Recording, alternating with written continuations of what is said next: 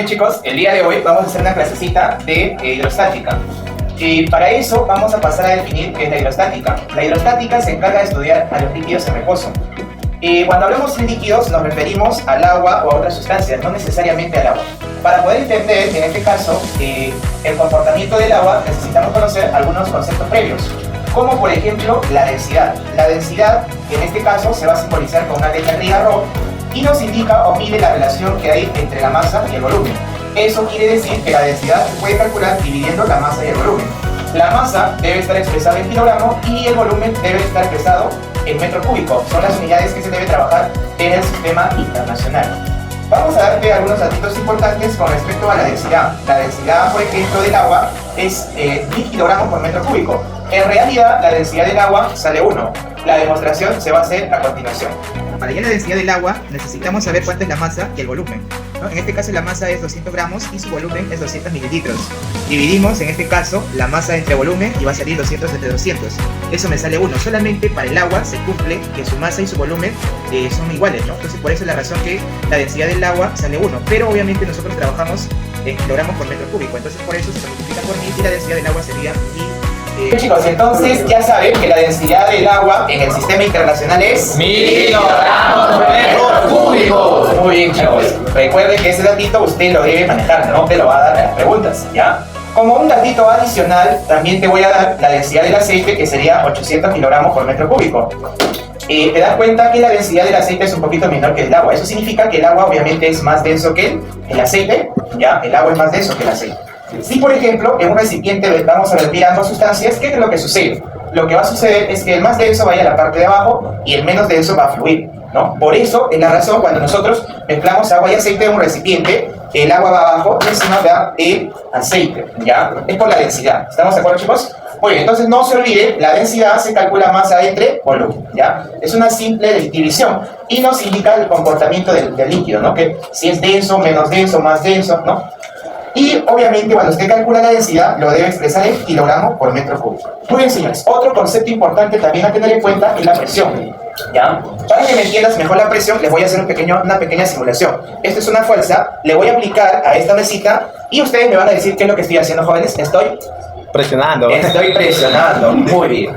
Estoy ejerciendo una presión manométrica, ¿verdad? ¿Sí? La presión, señores, en este caso, ¿no? Viene a ser la fuerza que se le aplica en dirección perpendicular a una determinada superficie. La razón por la cual la presión, señores, se puede calcular fuerza normal entre el área. Fuerza normal porque es una fuerza perpendicular. Cada vez que hallemos la presión debemos expresarlo en Pascal. Ahora chicos, que ya sabemos qué cosa es la densidad y la presión, cómo se calcula, recién podemos hablar de lo que viene a ser la presión hidrostática, ¿ya? Más conocido como pH. La presión hidrostática es la presión que ejerce el líquido a un cuerpo sumergido en él. Cuando tú introduces un cuerpo dentro del agua, el agua, aunque no lo crean chicos, le ejerce una presión, ¿ya? A esa presión que ejerce el agua se le conoce como presión hidrostática, ¿ya? Ahora, analicemos un poquito más, ¿no? Con respecto a la presión hidrostática. A mayor profundidad, ¿ya? El cuerpo va a recibir mayor presión hidrostática. Por eso, por ejemplo, cuando las personas quieren bucear, quieren ingresar al fondo del mar, utilizan obviamente unos aparatos llamados buzos, ¿ya? Que estos aparatitos deben estar fabricados teniendo en cuenta la presión que ejerce el agua. ¿Por qué? Si no soporta la presión del agua, obviamente estos aparatos se pueden rajar, romperse debido a la presión que ejerce el agua y la persona obviamente puede morir, ¿no? Entonces siempre se considera, para fabricar estos buzos, ¿no? La presión que ejerce el agua, ¿no? Entonces cuando un cuerpo ingresa, ¿ya? En un líquido, ese líquido le ejerce una presión conocido como presión hidrostática. Ahora chicos, vamos a hallar la presión hidrostática. La presión hidrostática es muy simple de hallar. Se va a calcular de la siguiente manera. Densidad del líquido, ¿ya? Por la gravedad, por la profundidad, ¿no? La profundidad, en este caso, se está representando con la letra H, ¿ya? No es altura, ¿no? El término adecuado es profundidad porque obviamente, en este caso, va debajo del agua, ¿no? ¿Sí? Hacia abajo. Muy bien, entonces chicos, algunos datos importantes. Densidad ya lo hemos explicado, ¿ya? Puede ser agua, aceite, dependiendo de la sustancia de la que se esté trabajando.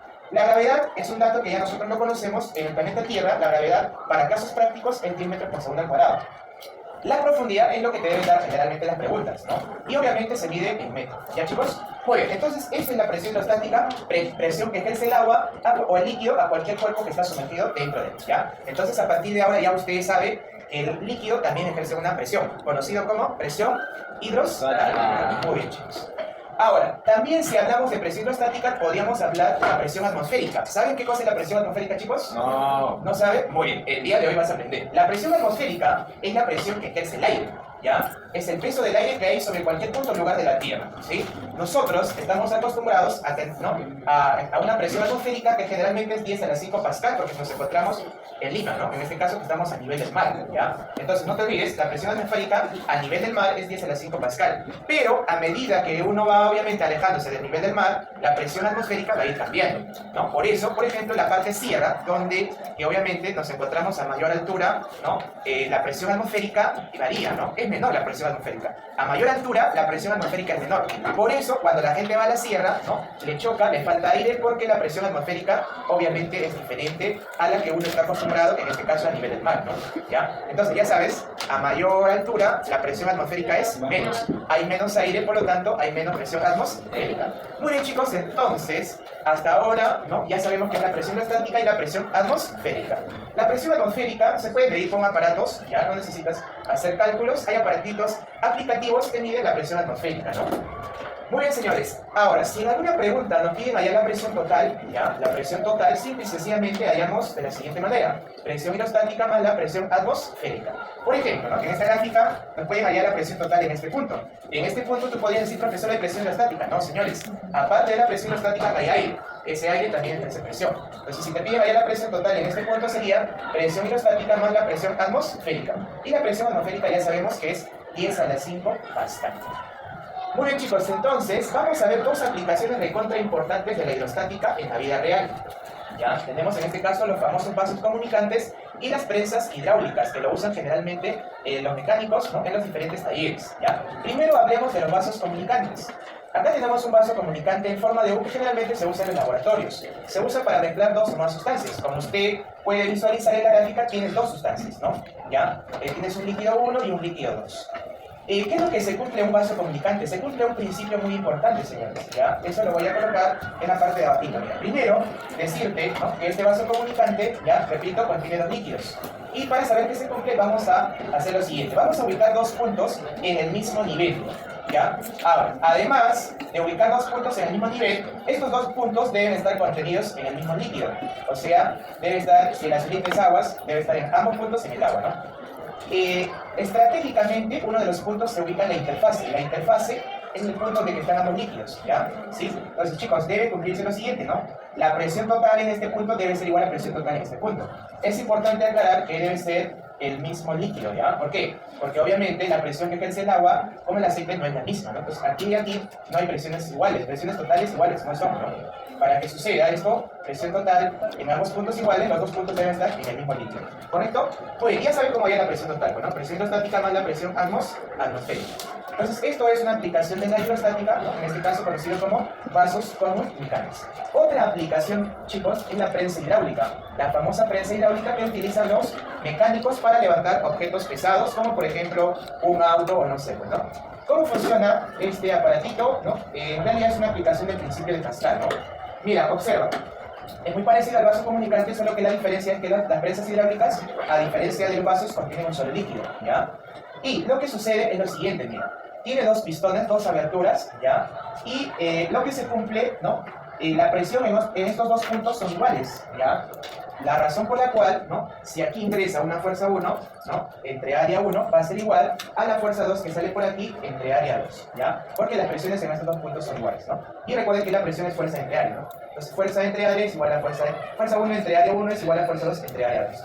Ahora, chicos, indicarte algo más con respecto a la prensa hidráulica. Recuerda que la prensa hidráulica sirve para levantar objetos pesados. ¿Eso qué significa? Si aquí ingresa una fuerza de 20 newton, posiblemente acá salga 3, 4, 5 veces, ¿no? Es la razón por la que puede levantar objetos pesados, ¿ya? Ahora, también se puede trabajar de la siguiente manera, ¿no? En vez de colocar áreas, se puede colocar aquí de la siguiente manera. Vamos a colocar fuerza 1 entre el radio 1 al cuadrado, va a ser igual a la fuerza 2 entre el radio 2 al cuadrado, ¿no? ¿Por qué? Porque área pi por radio al cuadrado, pi con pi se simplifica, lo que te queda sería radio 1 al cuadrado, radio 2 al cuadrado, ¿no? Es otra forma de escribir cuando te dan los radios y no las áreas, ¿no? De manera directa. Ya chicos, entonces no se olvide, la prensa hidráulica nos sirve para multiplicar fuerza, ¿no? Ingresa 20, acá probablemente salga 5 veces, 10 veces, ¿no? 500 newtons, 200 newtons, por eso puede levantar objetos pesados. Acá hay un pistoncito, ¿no? Y ese, en este caso, es el área de ese, como una tapita, ¿no? Es el área en este caso, ¿no? Como es un círculo, sería pi por radio cuadrado, ¿no? ¿Sí? Y esta fuerza va presionando, y este líquido obviamente va saliendo por aquí y ejerciendo una fuerza mayor que la fuerza 1. Como último punto, chicos, de este tema de lo que es hidrostática, vamos a hablar del empuje hidrostático. Mira, cuando tú sumerges un cuerpo en el agua, ¿qué pasa? Con el agua, ¿ah? O con el cuerpo, mejor dicho.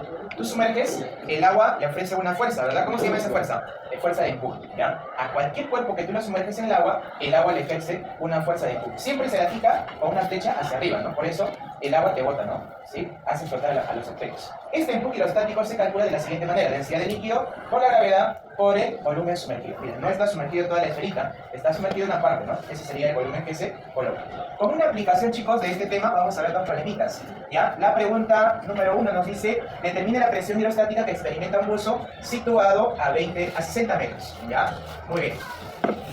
Este buzo está situado a 60 metros de profundidad en el agua. Chicos, ¿cómo sería la presión hidrostática? Densidad de líquido por gravedad por la profundidad. Ya, reemplaza los ratitos y se feliz. Mira, densidad del agua. ¿Cuánto vale la densidad del agua, chicos? 1000 kilogramos por metro cúbico. La gravedad de la Tierra es 10. Y la profundidad es 60. Muy bien. La presión hidrostática sería, y podríamos colocarlo, ¿no? 600 miles kilopascal, ¿no? Esa sería la presión hidrostática que ejerce el líquido a 60 metros de profundidad. Es muy fácil hallar la presión. Otra preguntita que justo vino en la San Marcos, examen de San Marcos en el año 2016, ¿no? Dice lo siguiente: una boya cilíndrica cuya masa es 19 kilogramos, la masita vale 19 kilogramos, ¿ya? Y el volumen es de 0,04, ¿ya? Metro cúbico.